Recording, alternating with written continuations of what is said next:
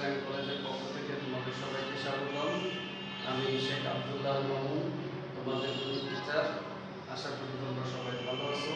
আমি আল্লাহর রহমতে তোমাদের দোয়ায় ভালো আছি। তো আজকে আমরা যে চ্যাপ্টারটা আলোচনা করব সেটা হলো তোমাদের তৃতীয় সেমিস্টার পরীক্ষার সপ্তম শ্রেণীর তৃতীয় সেমিস্টার পরীক্ষার 7.2। এখান থেকে আমরা শিখব কিভাবে একটা সমীকরণ গঠন করতে হয় এবং সেই সমীকরণের সমাধান করতে হয়। আমরা গত 7.1 আমরা শিখছি যে একটা সমীকরণ, একটা সরল সমীকরণ কিভাবে সমাধান করতে হয় তা আমরা শিখছি। এখন শিখব এই সরল সমীকরণ কিভাবে গঠন করতে হবে, গঠন করে তার সমাধান। যেহেতু আমরা সরল সমীকরণের সমাধান শিখছি, এখন আমরা শিখব হচ্ছে সরল সমীকরণটা গঠন করতে হবে কিভাবে। এইটাই হলো মূলত আমাদের আজকে শেখার বিষয়। আর সমীকরণের সমাধান কিভাবে করতে হয় সেটা তো আমরা গত অনুশীলনীতে আমরা শিখছি। তো তাহলে ক্লাস শুরু করি, তোমরা সবাই মনোযোগী হও। প্রথমে আমরা 7.2 অনুশীলনী 7.2 শুরু এই অঙ্কটা শুরু করব হলো 4 নম্বর অঙ্ক দিয়ে। এখানে আমাদের 4 নম্বর অঙ্কে কি বলছিল? 4 নম্বর অঙ্কে বলা ছিল কোন সংখ্যা থেকে 5 বিয়োগ করলে বিয়োগফলের 5 গুণ সমান 20 হবে। তাহলে প্রশ্নটা আমাদের কি ছিল? কোন সংখ্যা থেকে 5 বিয়োগ করলে বিয়োগফলের 5 গুণ সমান 20 হবে। তাহলে এখানে আমাদের অজানা কি? কোন সংখ্যাটা? এই সংখ্যাটা কি তা আমরা কেউ জানি না। যদি কোনো সংখ্যা অজানা থাকে তাহলে আমরা সেটা ধরে নেব xy অথবা abc, যে কোনো একটা সংখ্যা আমরা ধরে নেব। এখন আমরা বুঝছি যে 4 নম্বরের দিকে সবাই খেয়াল করো। এখানে 4 নম্বরে বলছিল কোন সংখ্যা থেকে। এখন সেই সংখ্যাটা কি আমরা জানি না।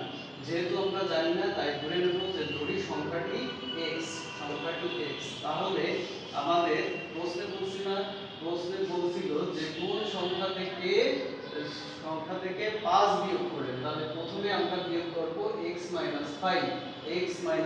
যেহেতু প্রশ্নে ছিল কোন সংখ্যা থেকে 5 বিয়োগ করলে, তাহলে প্রথমে আমরা 5 বিয়োগ করব। সেই বিয়োগফলের সাথে 5 গুণ করলে, বিয়োগফল হবে কত? 20। আশা করি তোমরা এই সমীকরণ গঠনটা বুঝতে পারছো। আর যদি না বুঝতে পারো তাহলে আরেকবার আমি বলি যে এখানে বলছিল কোন সংখ্যা থেকে 5 বিয়োগ করলে। তাহলে সেই কোন সংখ্যা থেকে এখানে আমরা একটু লিখি, কোন সংখ্যা থেকে 5 বিয়োগ করলে, এই যে কোন x থেকে প্রথমে আমরা 5 বিয়োগ করব। এখন এই বিয়োগফলের সাথে 5 গুণ, এই বিয়োগফলের সাথে আবার 5 গুণ, এই যে বিয়োগফলের সাথে আবার 5, এই 5 গুণ করলে কত হবে? আমাদের 20 হবে। এবার তাহলে সবাই কি দেব? তাহলে কোন সংখ্যা থেকে 5 বিয়োগ করলে, তার মানে x 5 বিয়োগ করলাম, তার সঙ্গে আবার 5 গুণ করলে এই গুণফলটা কি হবে? 20 এর সমান হবে। তাই এই যে আমরা তাহলে x 5 সমান হচ্ছে 20। এবার এইখানে এই 5টা এখানে গুণ আছে, আমরা ওই পাশে নেব, নিলে কি হয়ে যাবে? ভাগ হয়ে যাবে। তাহলে 20 ভাগ 5। তাহলে আমরা কি পাইলাম? x 5 20 5। এবার 20 কে 5 দিয়ে ভাগ করলে ভাগফল হয় 4। তাহলে x 5 4। এখানে -5, এখানে 5 মাইনাস ছিল, ডান পাশে নিলে 5 প্লাস। তাহলে x 4 প্লাস 5। এখন 5 আর 4 এখানে যোগ সম্পর্ক আমরা যোগ করে দিলাম। তাহলে 5 আর 4 9। তাহলে অতএব আমাদের সেই সংখ্যাটি কত? সংখ্যাটি হলো 9। এইটাই হলো আমাদের সংখ্যা। আমাদের বলছিল কোন সংখ্যা থেকে 5 বিয়োগ করলে, বিয়োগ করে সেই বিয়োগফলের সাথে 5 গুণ করলে গুণফলটা হবে কত? 20 এর সমান। তাহলে আমাদের সেই কোন সংখ্যাটা হলো আমাদের 9। এবার আসো 7 নম্বর অঙ্কটা আমরা করব। 7 নম্বর প্রশ্নটা আমরা করি। 7 নম্বরে কি আছে? দুইটি সংখ্যার যোগফল 55, বড় সংখ্যাটির 5 গুণ, ছোট সংখ্যাটির 6 গুণের সমান। তাহলে এখানে কি? বড় সংখ্যাটির 5 গুণ, ছোট সংখ্যাটির 6 গুণের সমান। তাহলে এখানে বলা হয়েছে যে দুইটি সংখ্যার যোগফল 55, আবার এখানে বলা আছে বড় সংখ্যা আর ছোট সংখ্যা উল্লেখ আছে। তাহলে আমরা ধরে নেব যে ধরি ছোট সংখ্যাটি x, ধরি ছোট সংখ্যাটি x, যেহেতু দুইটি সংখ্যার যোগফল বড় এবং ছোট সংখ্যা দুটির যোগফল 55, তাহলে ছোট সংখ্যাটা যদি x হয় তাহলে বড় সংখ্যাটা হবে কত? 55 বিয়োগ x। 55 বিয়োগ x, যেহেতু ছোট এবং বড় এই দুটি সংখ্যার যোগফল 55, তাহলে ছোট সংখ্যাটা যদি x হয় তাহলে বড় সংখ্যাটা হবে 55 বিয়োগ x। তাহলে প্রশ্ন মতে কি? প্রশ্ন মতে এবার পরবর্তী আমরা প্রশ্ন মানে শর্তটা পড়ি। এখানে বলা হয়েছে পরবর্তী শর্তে বড় সংখ্যার 5 গুণ ছোট সংখ্যার 6 গুণের সমান। তাহলে বড় সংখ্যা কত? এই যে 55 - x বড় সংখ্যা, এই বড় সংখ্যার 5 গুণ এটা কত? ছোট সংখ্যা, এই যে ছোট সংখ্যা x এর 6 গুণের সমান। এটাই হলো আমাদের শর্ত। তাহলে এইখান থেকে আমরা এই সমীকরণ গঠন করলাম যে বড় সংখ্যাটার 5 গুণ ছোট সংখ্যাটার 6 গুণের সমান। এবার 55 এর সাথে 5 গুণ করব, যেহেতু 5 এর সাথে 55 বা ব্র্যাকেটের ভিতরে যা আছে তার গুণ সম্পর্ক আমরা গুণ করে দেব। তাহলে 55 এর সাথে 5 গুণ করলে কত হয়? 5 × 5 = 25 এর 5 হাতে 2, 5 × 5 = 25 আর 2 = 27। তাহলে কত হয়? 227। এবার x এর সাথে 5 গুণ করলে হচ্ছে 5x, এখানে 6x যেমন ছিল তার -5 বাম পাশে ছিল, এটাকে ডান পাশে নিয়ে গেলাম, তাহলে কি +5। তাহলে 6x আর 5x যোগ করলে কত হলো? 11x। তাহলে 275 সমান হলো 11x। এখন এটাকে কি করব? আমরা সাইড চেঞ্জ করব। এই বাম পাশ ডান পাশে, ডান পাশ বাম পাশে সাইড চেঞ্জ করলাম। সাইড চেঞ্জ করার পরে এবার x এর সাথে 11 গুণ সম্পর্ক ওই পাশে নিয়ে গেলাম, ভাগ সম্পর্ক, ভাগ হয়ে গেল। তাহলে এখান থেকে 11 এই যে 275 কে 11 দিয়ে ভাগ, তাহলে 27 এর মধ্যে প্রথমে 27 এর মধ্যে 11 কয়বার যায়? 2 বার, কারণ 11 দুগুণই 22 আর 22, তাহলে বিয়োগ করলে থাকতেছে 5 আর 5 নামালাম, তাহলে হলো 55। এবার 55 এর মধ্যে 11 যায় কত? 5 বার, 5 × 11 = 55। তাহলে 275 কে 11 দিয়ে ভাগ করলে হয় কত? 25। তাহলে অতএব ছোট সংখ্যাটা x সমান হলো 25, বড় সংখ্যাটা কত? এই যে 55 বিয়োগ x ছিল, তাহলে এই যে 55 বিয়োগ 25 সমান হলো 30। তাহলে এটাই হলো আমাদের বড় সংখ্যাটা 30, ছোট সংখ্যাটা 25। এটাই হলো আমাদের এই অঙ্কের সমাধান। বা যে দুটো সংখ্যা বের করতে বলছি সেখানে আমরা ছোট সংখ্যাটা বের করছি 25 আর বড় সংখ্যাটা 30। এরপরে আমরা যে অঙ্কটা করব সেটা হলো 11 নম্বর। 11 নম্বর পিতা পুত্রের অঙ্ক। এইটা একটা কমন অঙ্ক, এটা সবসময় দেখা যায় ঘুরে ফিরে প্রতিটা পরীক্ষায় এই পিতা পুত্রের অঙ্ক থাকে। তাহলে এখানে প্রশ্নটা আমরা পড়ি যে পিতার বর্তমান বয়স পুত্রের বর্তমান বয়সের 6 গুণ। পিতার বর্তমান বয়স পুত্রের বর্তমান বয়সের 6 গুণ। তাহলে পিতার বয়স কার সঙ্গে সম্পর্কিত? পিতার বয়স পুত্রের বয়সের সঙ্গে সম্পর্কিত। তাহলে আমাদের আগে জানতে হবে বা ধরতে হবে কি পুত্রের বয়স কত। তাহলে এক্ষেত্রে আমরা ধরব যে ধরি পুত্রের বর্তমান বয়স x বছর। তাহলে পিতার বর্তমান বয়স কত হবে? 6x বছর। কারণ আমাদের প্রশ্নে বলে দিয়েছে পিতার বর্তমান বয়স পুত্রের বর্তমান বয়সের 6 গুণ। তাহলে পিতার বর্তমান বয়স যদি x বছর হয়, পুত্রের বর্তমান বয়স যদি x বছর হয়, পিতার বর্তমান বয়স হবে 6x বছর। এখন বলিছে 5 বছর পর, 5 বছর পর হচ্ছে দুইজনের বয়সের সমষ্টি। 5 বছর পর তাদের বয়সের সমষ্টি কত? 45 বছর। 5 বছর পর দুইজনের বয়সের সমষ্টি হবে কত? 45 বছর। তাহলে 5 বছর পর পুত্রের বর্তমান বয়স কত হবে? x + 5। তাহলে 5 বছর পরে সেই পুত্রের যে বয়স থাকবে 5 বছর পরে কি তার থেকে আরো 5 বছর বেশি হবে, তাহলে বেশি হলে যোগ। তাহলে পুত্রের বর্তমান বয়স x + 5, পিতার বর্তমান বয়স যেহেতু 6x বছর ছিল, তাহলে 5 বছর পরে কি আরো 5 বছর বাড়বে, তাহলে কি 6x + 5। এবার আমাদের শর্ত মতে কি বলেছে? 5 বছর পরে দুজনের বয়সের সমষ্টি হবে কত? 45 বছর। তাহলে এই যে 5 বছর পরে পুত্রের বয়স, এই হলো 5 বছর পর পিতার বয়স, দুইজনের বয়সের সমষ্টি কত হবে? 45 বছর। এবার আমরা ব্র্যাকেট উঠাই দিলাম, উঠাই দেওয়ার পরে x এর বিষয় আছে কয়টা? x এর দুইটা পদ আছে, তাহলে x আর এখানে আছে 6x, এই 6x আর x যোগ করলে 7x, আর এই 5 যোগ করলে 10 সমান 45 বছর। 7x সমান কি? 10টা প্লাস ছিল, এই পাশেটা মাইনাস 45 বিয়োগ 10 তার মানে 35 বছর। তাহলে 7x সমান 35 বছর। এবার x সমান কি 7 এর সাথে x গুণ আছে ওই পাশে নিলে ভাগ, তাহলে 35 ভাগ 7, তাহলে 5 7 35। তাহলে এখানে x সমান হলো 5 বছর। তাহলে পুত্রের বর্তমান বয়স তাহলে কত, এই যে x ধরছিলাম x সমান 5 বছর। তাহলে পিতার বর্তমান বয়স কত, পুত্রের বয়সের 6 গুণ ছিল, তাহলে এই যে 6x, তাহলে 6 × 5 তার মানে 530 বছর।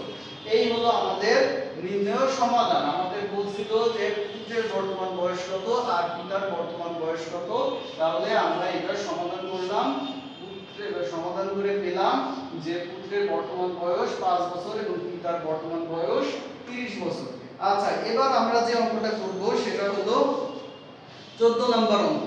এই 14 নম্বর অঙ্কে কি আছে যে একটি ট্রেন ঘন্টায় 30 কিলোমিটার বেগে চলে কমলাপুর স্টেশন থেকে নারায়ণগঞ্জ স্টেশনে পৌঁছালো। তাহলে একটা ট্রেন তার গতিবেগ কত করেছে 30 কিলোমিটার পার ঘন্টা, মানে সে ঘন্টায় 30 কিলোমিটার যায়, ঘন্টায় সে 30 কিলোমিটার যায়। আর হচ্ছে 30 কিলোমিটার বেগে কমলাপুর স্টেশন থেকে নারায়ণগঞ্জ স্টেশনে গেছে। তাহলে এখানে কি দুইটা স্টেশন আছে, দুইটা স্টেশনের মাঝে অবশ্যই দূরত্ব আছে। আর এখন আমাদের বলেছে যদি ট্রেনটার গতিবেগ ঘন্টায় 25 কিলোমিটার হতো তাহলে 10 মিনিট সময় বেশি লাগতো। তাহলে ট্রেনটা প্রথমে গেছে ঘন্টায় 30 কিলোমিটার বেগে। এখন ট্রেনটার গতি যদি একটু কম হয়, মানে 25 কিলোমিটার হয়, 5 কিলোমিটার যদি তার গতিবেগ কম হয় তাহলে কি হবে, তাহলে তার যেতে কি গতি যদি মানে 5 কিলোমিটার কম হয় তাহলে সময় বেশি লাগবে, কত 10 মিনিট বেশি হচ্ছে সময় লাগবে। এখন আমাদের বের করতে হবে সেই কমলাপুর স্টেশন থেকে নারায়ণগঞ্জ স্টেশনের মধ্যবর্তী যে দূরত্বটা সেটা বের করতে হবে। এটাই হলো আমাদের প্রশ্ন বলছে। তাহলে আমরা ধরি দুই স্টেশনের মধ্যে দূরত্ব d kilometre, d for distance, distance হলো কি আমাদের দূরত্ব, সেই d, যে দুই স্টেশনের মধ্যে দূরত্ব d কিলোমিটার।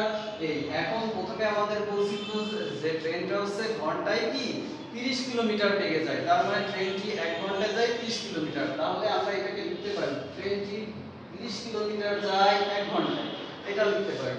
তাহলে 1 কিলোমিটার ট্রেনটি 1 কিলোমিটার যাবে কত, কম হলে কি ওই নিয়মে 1/30, 30 ঘন্টা কম সময় লাগবে তাই ভাগ। এবার ট্রেনটি যদি এই যে d কিলোমিটার দুই স্টেশনের মধ্যে যে দূরত্ব এটা যদি আমাদের d হয় তাহলে ট্রেনটি হচ্ছে এই d কিলোমিটার দূরত্ব যাবে কত বেশি।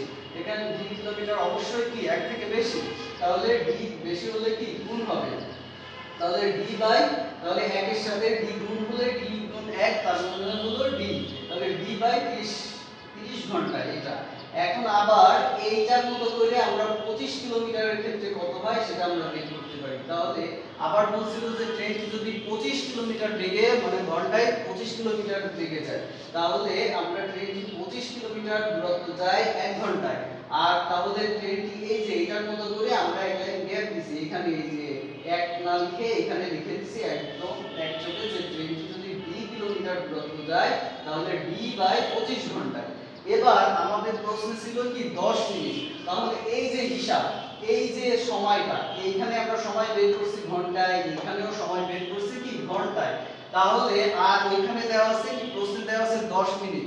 তাহলে আমরা সব হিসাব করতেছি কি ঘন্টায়। গণিতের ক্ষেত্রে কিন্তু একটা সমস্যা আছে, সেই গণিতের সমস্যাটা হলো কি যে সব একক সমান হতে হবে, যে ঘন্টার সাথে ঘন্টা হিসাব করতে হবে আর মিনিটের সাথে মিনিট হিসাব করতে হবে। যেহেতু আমরা এখানে সময়টা বের করছি কি ঘন্টায়, এখানেও বের করছি ঘন্টায়, কিন্তু ওইখানে প্রশ্নে বলে দিচ্ছে ওইটা 10 মিনিট, তাহলে এই 10 মিনিটটাকেও আমাদের কি ঘন্টায় রূপান্তর করতে হবে। এখন আমরা জানি কি, আমরা জানি 60 মিনিটে কি 1 ঘন্টা, 60 মিনিটে 1 ঘন্টা, তাহলে 1 মিনিটে কত 1/60 ঘন্টা। তাহলে এই 10 মিনিটে কত, 10 মিনিটে তাহলে কত হবে 10 গুণ হবে, গুণ হলে কি উপরে, তাহলে 10/60, এটাকে এখানে 0 0 কাটা থাকতেছে কত 1/6 ঘন্টা। তাহলে আমরা কি পাইলাম 10 মিনিট সমান 1/6 ঘন্টা। এখন আমাদের বুঝতে হবে যে সময় কখন বেশি লাগতেছে আর সময় কখন কম লাগতেছে। এই যে 30 কিলোমিটার বেগে যে সময় লাগবে 25 কিলোমিটার বেগে কি তার থেকে বেশি সময় লাগবে। এটা তো ক্লিয়ার সবাই যে 30 কিলোমিটার বেগে যে বেশি হয় তাহলে সময় কম লাগে, আর স্পিড যদি কম হয় সময় বেশি লাগে। এটা মনে রাখতে হবে যে কোনো যানবাহন বা ট্রেন বাস যাই বলি না কেন, এর যদি স্পিড বেশি হয় তাহলে সময় কম লাগবে, আর স্পিড কম হলে সময় বেশি লাগবে। যেহেতু এখানে ট্রেন 30 কিলোমিটার স্পিডে যাচ্ছে পার ঘন্টা, আর এটা 25 কিলোমিটার ঘন্টায় 25 কিলোমিটার বেগে যাচ্ছে, তাহলে এখানে স্পিড বেশি, সময় এখানে কম। d/30 এটা ছোট, আর এখানে d/25 হলো বড়। তা বিয়োগফলের ক্ষেত্রে সবসময় কি বড় থেকে ছোটটা হিসাব করতে হয়। এখানে বড় সময় হলো কি d/30 হলো বড় সময়, আর d/30 এটা ছোট সময়। তাহলে এই বড় সময় থেকে ছোট সময় বিয়োগ করলে আমাদের পার্থক্য হবে কত? 10 মিনিট। আর 10 মিনিট মানে কত? 1/6 ঘন্টা। তাহলে এই যে আমাদের তাহলে আমরা সমীকরণ গঠন করলাম কি, এই যে বড় সময় d/25 বিয়োগ ছোট সময় d/30 এই দুইটা সময় পার্থক্য কত? 1/6 ঘন্টা। এটা 1/6, এখানে 10 মিনিট সময় আমরা 1/6 পেয়ে গেলাম। এবার আমরা কি করব? এই দুইটা সমীকরণের যোগ বিয়োগ করতে গেলে কি করতে হয়? লসাগু করতে হয়। তাহলে আমরা লসাগু করব, হর দুটো লসাগু করতে হয়। তাহলে 25 আর 30 এর লসাগু কত হবে? 150। 25 আর 30 এর লসাগু হবে 150। তাহলে এই 25 আর 30 এর লসাগু 150, 150 কে প্রথম ভগ্নাংশের হর 25 দিয়ে ভাগ করলাম, ভাগ করলে কত হবে? 6 হবে। 6 আবার লবের সাথে গুণ, তাহলে 6d। একইভাবে এখানে মাইনাস ছিল, মাইনাস 150 কে 30 দিয়ে ভাগ করলে কত হবে? 5 হবে। তাহলে 5 আবার কি এই দ্বিতীয় ভগ্নাংশের লব d এর সাথে গুণ করলে 5d, তাহলে 6d বিয়োগ 5d করলে কত হবে? 1d/d। তাহলে d/150, d/150 সমান ডান পাশে 1/6 যেমন ছিল তেমন। এবার 150 d এর সাথে ভাগ সম্পর্ক ওই পাশে নিয়ে গেলে গুণ সম্পর্ক হয়ে যাবে। এবার এইখানে 150 এটা কিন্তু উপরে আছে, এর নিচে কিছু নেই, মানে কি 1 আছে। তাহলে 6 দিয়ে যদি 150 কে আমরা ভাগ করি তাহলে কত হবে? 25 হবে। 6 25 150, 4 25 100, 6 25 150। তাহলে আমরা কি পাইলাম? b সমান হলো 25 কিলোমিটার। তাহলে এইটাই হলো আমাদের নির্ণেয় দুইটা স্টেশনের মধ্যে দূরত্ব। এখানে তাহলে আমরা কি পাইলাম? দুই স্টেশনের মধ্যে দূরত্ব 25 কিলোমিটার। এটাই আমাদের বের করতে বলছে যে দুই স্টেশনের মধ্যে দূরত্ব কত। তাহলে আমরা এইখানে আমরা অনুশীলনী 7.2 এর যে মেইন যে অঙ্কগুলো আছে আমরা শিখলাম। এভাবে তোমরা বাকিগুলো প্র্যাকটিস করবা। আর এইখানে 7.2 এর উদাহরণে যে অঙ্কগুলো আছে এই সব যদি তোমরা প্র্যাকটিস করো, আশা করি এই চ্যাপ্টারে তোমাদের আর কোনো সমস্যা থাকবে না। আশা করি তোমরা সবাই বুঝতে পারছো। আর তোমরা মনোযোগ সহকারে ক্লাসটা করার জন্য তোমাদের অনেক অসংখ্য ধন্যবাদ। এই পর্যন্তই আজকের ক্লাসটা। সবাইকে ধন্যবাদ জানিয়ে আজকের ক্লাসটা শেষ করছি। আল্লাহ হাফেজ।